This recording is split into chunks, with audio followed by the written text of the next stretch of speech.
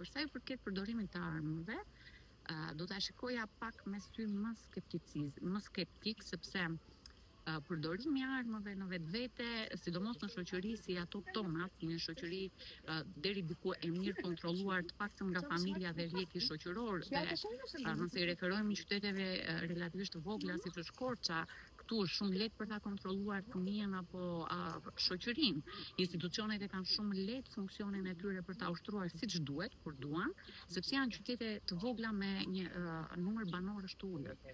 Ndaj, të ketë këto lloj ekstremesh të përdorimit të armëve, për mua një përgjegjësi shumë e madhe dhe një pyetje shumë e madhe ngrihet institucionet te siguria e rendit. Nuk është vështirë sot të gjesh përdorues të armëve, sidomos të këtyre grupmoshave, në një territor saq Shkodra, qarku i Korçës. Këtu ka neglizhencë ose bashkëpunim. Në këndvështrimin tim gjithmonë.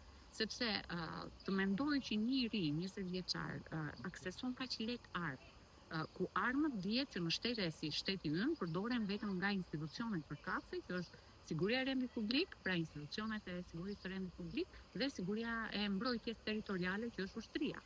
Ndaj, popullata nuk ka drejtë të përdor armë, armët nuk janë të lejuara në shtetin shqiptar.